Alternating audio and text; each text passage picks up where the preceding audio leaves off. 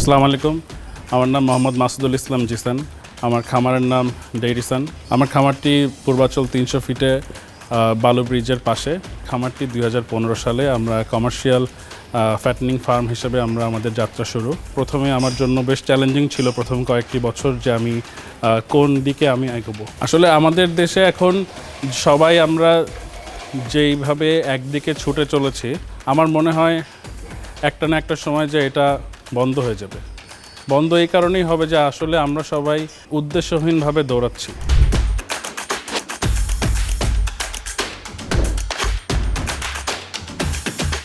তো সেটার থেকে আমি খুব চিন্তা করে দেখলাম যে আসলে আমি কোন দিকে এগোচ্ছি।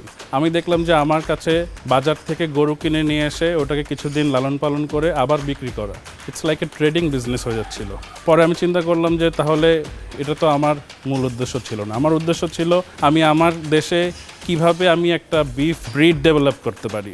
2 বছরে আমার দেশের একটা গরু হয়তো বা 400-450 কেজি হচ্ছে, সেইখানে আমি এই জাতের গরুটা 2 বছরে আমি 750-800 কেজিতে নিয়ে যেতে পারতেছি। তাহলে আমি কেন এই জাতের গরুটা লালন পালন করব না, যেখানে এই জাতের গরু আমার দেশের ওয়েদারের সাথে অ্যাডজাস্ট হয়ে যাচ্ছে।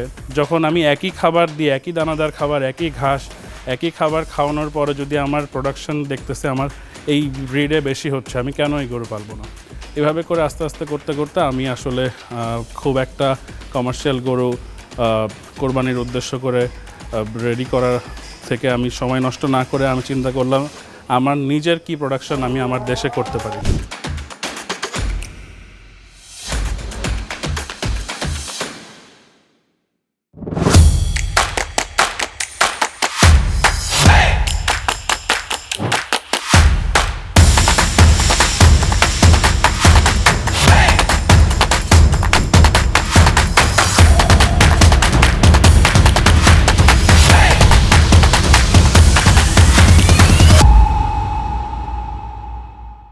ভাইয়া, আপনাকে আমি প্রথম প্রশ্নটি করতে চেয়েছিলাম এরকম যে আসলে খামারি নাকি ট্রেডার, কিন্তু আপনি শুরুতেই বলে দিয়েছেন যে আমি খামারি হতেই এসেছি। জি, উদ্দেশ্যটা আসলে এরকমই ছিল এবং এখনও এরকমই আছে। শুরুর থেকে ইচ্ছা ছিল যে খামার সেক্টরে যখন আমি প্রথম ঢুকি, যখন গরু নিয়ে আমি গরুর খামার কমার্শিয়াল খামার করি, তখন আমি আসলে জানতাম না আমি কী করবো, কিন্তু আমি জানতাম যে আমি বড় বড় গরু পালবো। তো বড় বড় গরু পালতে যেয়ে কিছুদিন পরে যখন দেখলাম যে আমার এই গরুগুলা হাটের থেকে কিনতে হচ্ছে অথবা আমার কোনো খামারি ভাইদের কাছ থেকে বা প্রান্তিক খামারিদের কাছ থেকে কিনতে হচ্ছে, এন্ড অফ দ্য ডে কিন্তু আমি একটা ট্রেডিং বিজনেসের মতো হয়ে গেল যখন দেখলাম। মানে আমার নিজস্ব কোনো সত্তা ছিল না তখন।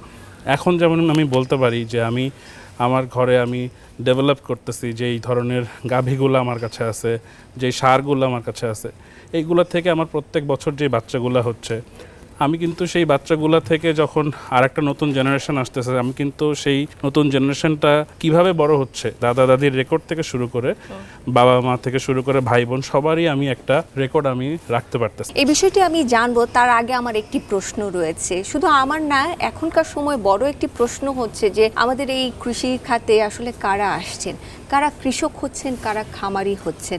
আমার ফ্যামিলির মধ্যে যদি বলেন আমি ফার্স্ট জেনারেশন খামারি। এখন আমিও চাবো আমার ছেলেরাও খামারি হোক। তো তার ছেলেরা কী হবে এটা আমি এখন বলতে পারি না, তবে বাংলাদেশের ভবিষ্যৎ কি আপনি জানতে চাইলেন। ভবিষ্যৎ হচ্ছে ইউথ জেনারেশনই হবে আমাদের দেশের নতুন উদ্যোক্তা, নতুন খামারি। এই জেনারেশনকে যদি খামারি করে তুলতে হয়, তাদের জন্য প্রপার গাইডলাইন এবং পলিসির বিশেষ প্রয়োজন। গভর্নমেন্ট থেকে হতে পারে, এটা প্রাইভেট সেক্টর থেকে হতে পারে।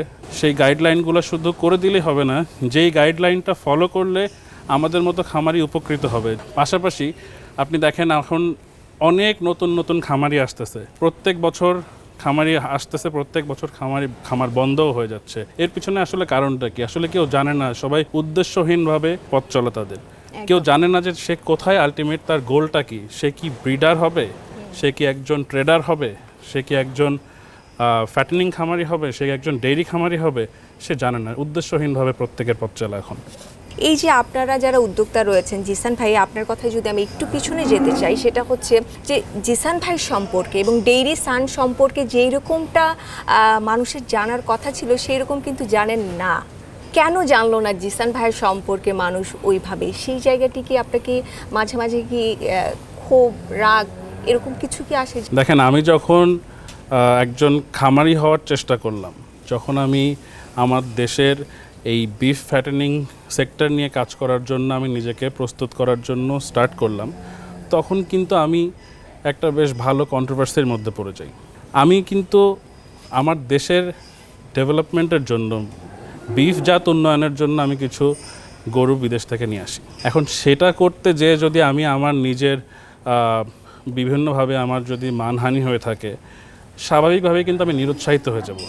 আমারও কিন্তু পরিবার নিয়ে চলতে হয় সমাজে। আমি যদি আমার সেই প্রপার সাপোর্ট যদি আমার খামারি ভাইদের থেকে বলেন, যে জায়গাগুলো আছে যেখানে আমাদের গভর্নমেন্টের কনসার্ন ডিপার্টমেন্টগুলো আছে, তারা যদি আমাদেরকে ওইভাবে করে গাইডলাইন করে দিত, তাহলে কিন্তু আমাদের অন্য কোনো পথ অবলম্বন করতে হতো না। যেখানে আমরা তাদেরকে প্রতিনিয়ত বলে যাচ্ছি যে আমরা এই জাত ডেভেলপ করতে চাচ্ছি, আপনারা আমাদেরকে সহযোগিতা করেন। সেই সহযোগিতা যদি না পাই, একসময় কিন্তু আমার মতো জিসান মার্কেট থেকে হারিয়ে যাবে, এটাই স্বাভাবিক। আমার এখানে এখন আলহামদুলিল্লাহ প্রত্যেক বছরে আমার যেই ধরনের যেই গাভীর থেকে যেই বাছুরগুলো আসতেছে, সেটা মেল হোক ফিমেল হোক, আমি প্রত্যেকটাকে সেই বাছুরের আইডেন্টিফাইড করে আমি প্রত্যেকটা বাছুরকে ওই জাতের সাথেই আমি আবার ডেভেলপ করতেছি, যাতে করে এটা ইনব্রিডিংও না হয়। কারণ আমার কাছে বুল আছে, আমার কাছে গাভীও আছে, তো দুইটাই আমি কিন্তু আলাদা আলাদা করে আমি কিন্তু ব্রিডিং করতেছি। যারা এই ধরনের বিদেশি যেই ব্রিডগুলা, যেটা ওয়ার্ল্ড ওয়াইড পপুলার, যেটাতে আমার মাংসজাত উন্নয়ন হবে, সেই জাতগুলা উন্নয়ন করতে হলে আমাদের দেশে এই জিনিস জাতগুলোকে অ্যালাউ করতে হবে। গভর্নমেন্টের আমাদের পলিসি চেঞ্জ করতে হবে। পলিসি চেঞ্জ না করলে কিছুদিন পরে আস্তে আস্তে এই ব্যবসাটা আমাদের ইয়াং জেনারেশনের মুখের সামনে থেকে এটা চলে যাবে।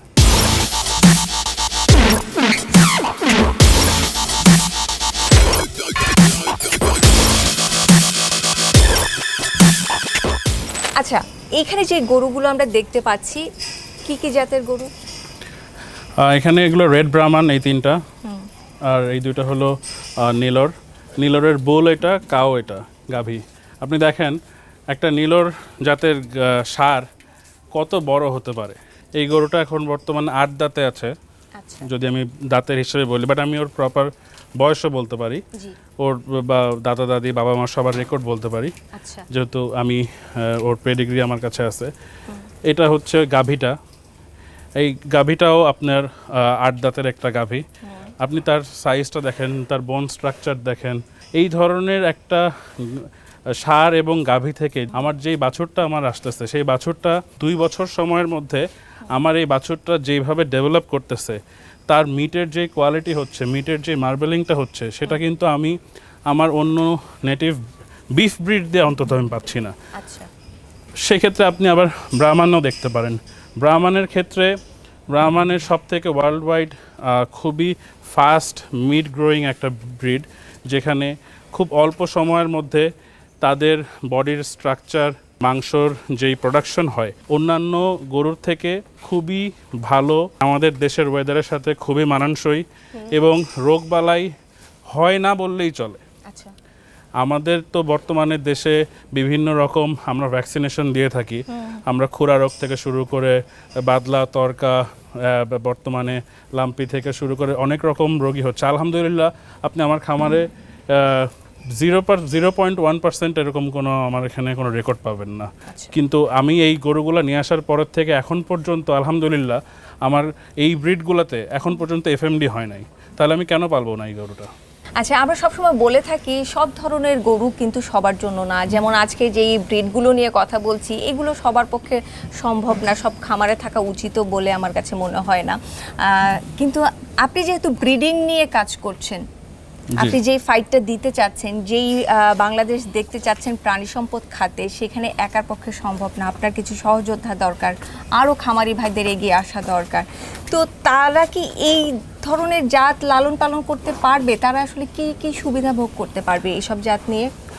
আসলে আমি বলবো আমার খামারি ভাইদের জন্য, যারা আসলে আমরা এই ফ্যাটেনিং খামারি হিসাবে নিজেদেরকে পরিচিত করে আসতেছি, যারা আমরা পরিচয় দিচ্ছি আমরা কমার্শিয়াল ফ্যাটেনিং খামারি, তাদের আসলে এন্ড গোলটাই হওয়া উচিত একজন ব্রিডার হিসেবে। ওই বাজার থেকে গরু কিনে নিয়ে এসে আমি ওইটাকে মোটা তাজা করে বিক্রি করাটা, ওইটার কখনোই সলিউশন না। সলিউশন হবে একমাত্র খামারিদের জন্য সে তখনই লাভের মুখ দেখবে বা এই খামার ডেভেলপ করতে হলে তাকে আলটিমেটলি ব্রিডিংই করতে হবে। ব্রিডিং ছাড়া আমাদের কারোই কোনো সলিউশন নেই।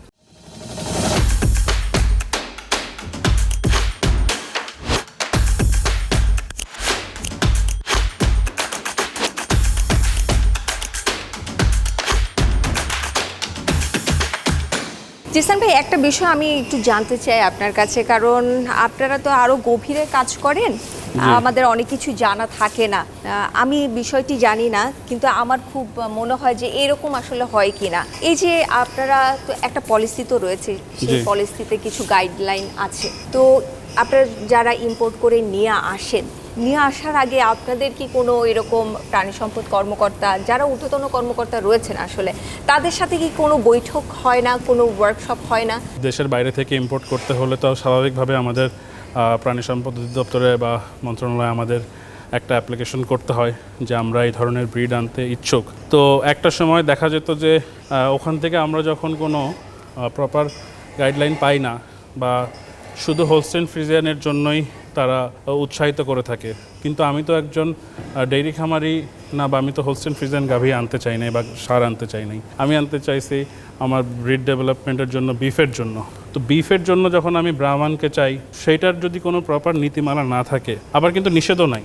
আপনি বলতেছেন যে এটা আনা যাবে না, কিন্তু আপনি কিন্তু আমাকে বলতেছেন খাতা কলমে, কাগজে কলমে দেখাতে পারতেছেন না যে এটা নিষিদ্ধ। তো শুধু কিছু অসাধু কর্মকর্তার কথাবার্তায় যদি এরকম ধরনের মিডিয়া ট্রায়াল আর কি, যে মানুষজন শুধু এটাকে নিষিদ্ধ বলে এটার অপপ্রচার করতেছে, এটা আর কিছুই না। এটা অপপ্রচার না করে আমার মনে হয় কি এটাকে সুন্দর মতো যদি তারা উৎসাহিত করতে পারতেন, তারা যদি বলতেন যে এইটাকে আপনি নিষিদ্ধ না, আপনি আনতে পারবেন, কিন্তু আপনি যদি এটা পালার মতো আপনার ক্যাপাবিলিটি থাকে, আপনার ক্যাপাসিটি থাকে, তাদেরকে আপনি পারমিশন দেন। যারা এই ব্রিডটা একটা বিদেশ থেকে একটা গরু নিয়ে আসা, এটা তো কম খরচের ব্যাপার না। এই ইনভেস্টমেন্টটা তো সবার পক্ষে করা সম্ভব হয় না, সবাই করতে চাবেও না।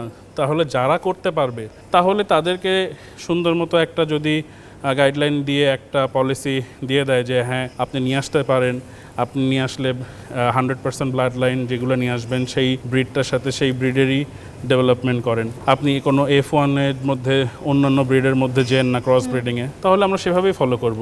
কিন্তু আপনি যতই আপনি আমাদেরকে টাইট দিবেন, এটার কোনো না কোনো সুড়ঙ্গ রাস্তা বের হয়ে যাবে। আপনি যেই জিনিসকে যত টাইট দিবেন, সেই জিনিসটার জন্য মানুষ উৎসাহিত তত বেশি থাকে।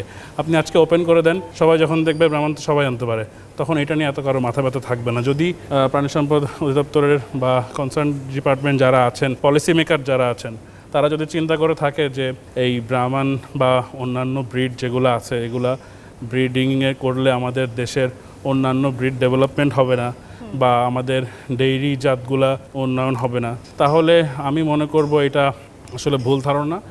যার খামারে একটা 20 লিটার গাভীর হোলস্টেইন ফ্রিজিয়ান গাভী আছে, সে যদি একজন প্রপার খামারি হয়ে থাকে, ওটার মধ্যে ব্রাহ্মণ দিয়ে কখনোই ক্রস ব্রিডিং করে তার গাভীটাকে সে কখনোই নষ্ট করবে না, গাভীর দুধের প্রোডাকশনও নষ্ট করবে না। ভাইয়া, আপনি উদ্যোক্তা, পাশাপাশি খামারি, আপনার সার্কেলে যারা রয়েছে, এই যে কোটি কোটি টাকা আপনারা বিনিয়োগ করছেন, এর আউটপুটটা আসলে কি? এর আউটপুট জিরো। এখন জিরো আমি এই কারণে বলবো যে আমি তো এই বিনিয়োগটা যে আমি করতেছি, সেই বিনিয়োগটা করে আমি কতদিন সাস্টেন করতে পারবো? বেশি দিন করতে পারবো না। যদি আমার কাছে প্রোডাকশন ক্যাপাসিটি যদি আমি না বাড়াতে পারি, একটা সময় আমি কিন্তু নিরুৎসাহিত হয়ে যাব। যদি আমরা বলি যে এত টাকা বিনিয়োগ করে সবাই সবার বিনিয়োগ ঠিকমতো রিটার্ন পাচ্ছে কিনা, আমি বলবো কেউই বলতে পারবে না যে সে রিটার্ন পাচ্ছে কিনা, কেউই রিটার্ন পাচ্ছে না। কিন্তু সবাই উদ্দেশ্যহীনভাবে বিনিয়োগ করে যাচ্ছে, 2-3 বছর করে লস করে খামার বন্ধ করে দিচ্ছে। কিন্তু যদি আপনার ভিশন থাকে, আপনি অবশ্যই এক না একদিন আপনি সাকসেস হতে পারবেন, যদি আপনার উদ্দেশ্য সঠিক থাকে। এই কথাটি কিন্তু আমি সবসময় বলে আসছি যে আমরা একদিকে যেমন উদ্যোক্তা তৈরি করছি, অন্যদিকে উদ্যোক্তা ঝরে যাচ্ছে। এখন কেন ঝরে যাচ্ছে, সেই জায়গাটা থেকে আমরা আসলে গুরুত্ব দিচ্ছি, গুরুত্ব দিলেও আসলে কতটুকু গুরুত্ব দিচ্ছি? ওই যে বললাম যে আপনার আজকে মার্কেটে যদি আপনি চিন্তা করেন, আপনি একটা ইউনিভার্সিটি থেকে পাশ করে আজকে BBA MBA করে আপনি রাস্তায় ঘুরতেছেন, চাকরি পাচ্ছেন না, তখন আপনি চিন্তা করতেছেন, আপনি সোশ্যাল মিডিয়ার মাধ্যমে বিভিন্ন রকমভাবে জানতে পারতেছেন গরুর খামার করলে মনে হয় রাতারাতি বড়লোক হয়ে যাওয়া যায়। কিন্তু একটা গরুর খামার করা এটা যে কত কষ্টকর ব্যাপার, এটা যে কত সাধনার ব্যাপার, এটা সবার পক্ষে করা সম্ভব না। আচ্ছা, রাতারাতি বড়লোক হয়ে যাওয়া যায়, এটা তো গরুর দামটা শুনেই মানুষ এটি মনে করে যে আপনারা আসলে যে গরুগুলো লালন পালন করেন, দাম শুনেই মানুষ ভাবে যে আসলে গরুর দামই বোধহয় এরকম, আমি গরু পাললেও এই দামেই বিক্রি করতে পারবো। আমি তো প্রিমিয়াম দামে বিক্রি করতে পারতেছি, কারণ আমি আমার মার্কেট ক্রিয়েট করছি, আমার কাছে কাস্টমার আছে। আপনার তো আপনার কাস্টমারই নাই, আপনার গণ্ডিটাই আপনি এখনও প্রস্তুত করতে পারেননি। আপনি একটা দামি গরু কিনে চিন্তা করলেন যে আজকে অমুক খামারি এত টাকা দিয়ে গরু বিক্রি করছে, আমিও মনে হয় কালকেই নেমে করে ফেলতে পারবো। এটা তো এত সোজা না। আমি তো একদিনে এই জায়গাতে এসে পৌঁছাইনি। পিওর ব্রিড তৈরি করছেন, পিওর ব্রিড তৈরি করছি, যেটি দিয়ে আরও একটি খামারি সে আবার তার জাত উন্নয়নের কাজে ব্যবহার করতে পারবে। অবশ্যই আমি একটা ব্রিড সেই খামারিকেই দিব, এই পিওর ব্রিডটা, যেই খামারিটা এই ব্রিডটাকে নিয়ে সে তার খামারে নিয়ে জাত উন্নয়ন করার জন্য চেষ্টা করবে। রেজাল্ট ভালো হোক খারাপ হোক, চেষ্টা তাকে করতে হবে, ব্রিডিং তাকে করতে হবে।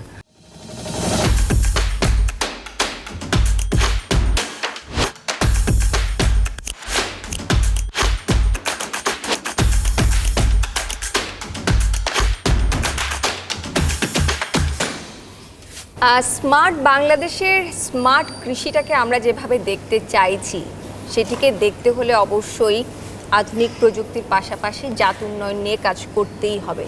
না হলে আমরা এখন যেভাবে এলোমেলো ছুটছি সেটা কিন্তু বেশি দিন থাকবে না, দীর্ঘস্থায়ী হবে না। তারপরে দেখা যাবে যে 10 বছর পরে বা 41 সালে যেরকম দেশ দেখতে চাচ্ছি, 10 বছর পরে গিয়ে দেখছি সব ফাঁকা, কিছু নেই, সেটা যাতে না হয়। তো জাত উন্নয়ন নিয়ে যারা কাজ করছে তাদের মধ্যে জিসান ভাইয়া একজন। আচ্ছা ভাইয়া, আপনি জাত উন্নয়নের জন্য বেছে নিয়েছেন ব্রাহ্মা, নীলর, আর কি কি জাত নিয়েছেন? আপাতত আমি ব্রাহ্মণ, নীলর আর অ্যাঙ্গাস নিয়ে কাজ করছি। আচ্ছা, এই জাতগুলো নিয়ে আসলে আপনার প্ল্যানটা কি, কিভাবে আগাচ্ছেন? আমি আলহামদুলিল্লাহ ব্রাহ্মণ এবং নীলর থেকে খুবই ভালো রেজাল্ট পাচ্ছি, এবং সব থেকে বড় কথা হচ্ছে এরা আমাদের ওয়েদারের সাথে একদমই খুব ইজিলি অ্যাডজাস্টেবল। এবং অসুখ বিসুখের দিক থেকে আমাদের খামারিদের সব থেকে যেটা বড় ভয়, বড় সংখ্যা, যে গরুর অসুখ বিসুখ হলে কিন্তু এটা রিকভার করা, এটা ট্রিটমেন্ট, সেই জিনিসগুলো হয়তো বা আমাদের হাতের নাগালে সবসময় সেটার ফ্যাসিলিটিস নাও থাকতে পারে। আমাদের ভ্যাকসিনেশন যেগুলো বাংলাদেশে তৈরি হচ্ছে বা আসতেছে, এই ভ্যাকসিনগুলো খামারি পর্যায়ে প্রপার টেম্পারেচার মেনটেন করে পৌঁছাচ্ছে না। এটা কিন্তু অনেক বড় একটা সমস্যা। আমরা হয়তো বা আমাদের এখানে সেই ফ্যাসিলিটিসটা আছে দেখে আমরা আমাদের এখানে প্রিজার্ভ করতে পারছি। আর দ্বিতীয়ত, যারা মেট্রোপলিটন সিটিতে আমরা কমার্শিয়ালভাবে যেই খামারগুলো করছি, আমাদের এখন যেই সমস্যাগুলো, এই সমস্যাগুলোর সলিউশন দেওয়ার মতো কেউ নেই। আচ্ছা, সলিউশন যদি সমস্যাগুলো যদি চিন্তা করেন, একটা খামার করতে হলে যদি ভাড়া জায়গাতে যদি আমি খামার করি, সেই খামারের ভাড়া যদি একটা আপনার কমার্শিয়াল একটা টাওয়ার বা বিল্ডিংয়ের মতো যদি আপনাকে যদি ভাড়া পেমেন্ট করতে হয়, সেই রেন্ট পে করতে হয়, তাহলে কিন্তু আপনি সাস্টেন করাটা আপনার জন্য কষ্টকর। পাশাপাশি বিদ্যুতের লাইন, যেটা একটা বড় সমস্যা আমাদের খামারিদের জন্য, যে আমরাই আছে খামার করতেছি, আমার খামারে কিন্তু আপনার কমার্শিয়াল লাইন, আমি কিন্তু একজন খামারি হিসেবে পল্লী বিদ্যুতের লাইন পাচ্ছি না, বা কৃষি যেই লাইন থাকার কথা কম খরচে, সেটা আমরা অ্যাপ্লাই করেও পাই না। এটা নিয়ে কথা বলতে গেলে টেবিল টু টেবিল খালি ঘুরতেই হয়, কিন্তু এর কোনো সলিউশন আমরা পাই না। তো এই জিনিসগুলা বিশেষভাবে নজর দেওয়া প্রয়োজন। আমরা বোধহয় বারবার খাদ্য খরচের দিকেই চলে যাই, অন্যান্য যে খাতে যে খরচটা হয় সেইটাকে আমরা ইগনোর করে গিয়ে আমরা গরুকে বেশি বেশি খাওয়াতে হয়, এরকম গরুর খাওয়ানোর খরচ বেড়ে যাচ্ছে। এখানে যেহেতু ঘাস খেতে দেয়া হয়েছে, যেহেতু এগুলো বাইরে থেকে আসা, এখানে তো এরা নিশ্চয়ই অন্য কিছু খায়। জিসান ভাই, না না না, এই যে দেখেন, আপনাকে দেখাই, আমার গরু কিন্তু ঘাসই খাচ্ছে, মানে সোনা রূপা এগুলো খাচ্ছে না, কিন্তু ঘাসই খাচ্ছে। আমার দেশি গরুও এখানে দেখেন, এখানে শাহিওয়াল গরু আছে, হোলস্টেন ফ্রিজিয়ান আছে, ওরা যেই খাবার খাচ্ছে, যেই ঘাস খাচ্ছে, ও সেই একই ঘাসই খাচ্ছে। আলাদা কোনো খাবার দেওয়ার কোনো প্রয়োজন নেই। আমাদের দেশে আমরা যেই ধরনের গরু লালন পালন করে যেই ধরনের খাবার দিয়ে অভ্যস্ত, একই পরিমাণ খাবার, উল্টা বলবো সেম একই পরিমাণ খাবার দিয়ে বরঞ্চ এদের গ্রোথ বেশি। আমেরিকার 100 বছর রিসার্চ করে এই ফলাফলটা তারা পেল, এবং যেইটা নিয়ে তারা এত বছর কাজ করে তারা সাকসেস, এবং পৃথিবীর অন্যান্য উন্নত দেশগুলোও তাদের কাছ থেকে এই ব্রিডটাকে নিয়ে তাদের দেশে ডেভেলপ করতেছে। আমরা কেন পিছিয়ে থাকবো? আচ্ছা, DairySun সবার মতো হতে আসেনি, আপনি আপনার মতো করে একটা মার্কেট তৈরি করতে চাইছেন। জি হ্যাঁ, সেটা কি চাইছেন আপনি? আমার মার্কেটটা মূলত হচ্ছে এখন আমাকে যদি বলেন, আমি বলবো আমি যেহেতু বিফ নিয়ে কাজ করতেছি, পাশাপাশি কিন্তু বিফ নিয়ে কাজ করতেছি এর মানে এই না কিন্তু আমার কাছে কিন্তু এগুলো সব গাভী। এই গাভীটার থেকে যখন যে বাচ্চাটা হচ্ছে, এটা একটা মেল বাচ্চা হোক ফিমেল বাচ্চা হোক যেটাই হোক, এন্ড অফ দ্য ডে কিন্তু মাটার দুধ দিচ্ছে। মাটার দুধ বাছুর খাওয়ার পরও সেই দুধ থেকে আমি কিন্তু সেই দুধ মার্কেটে আমি বিক্রি করতেছি, সেটা থেকে আমি বাই প্রোডাক্ট তৈরি করতে পারতেছি। হতে পারে এটার থেকে হয়তো বা অন্যান্য পরিমাণে না, এই জায়গায় আমরা একটু কারেকশন করেই দিব।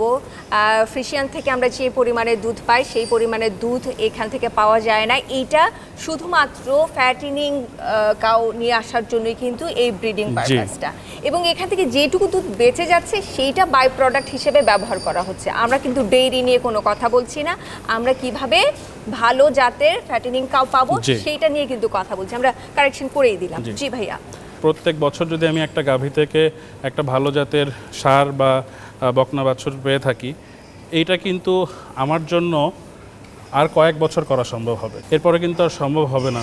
কারণ আমি একই বাবার থেকে একই মায়ের থেকে যে বাচ্চাটা আমি পাচ্ছি, এটার তো একটা সময় সেই এটার থেকে যে বকনা বাছুর বের হচ্ছে সেটাকে কিন্তু আমি ওর বাবাকে দিয়ে কিন্তু আমি এটার প্রোডাকশন করতে পারবো না। আচ্ছা, সেটার জন্য কিন্তু আমার বুল দরকার।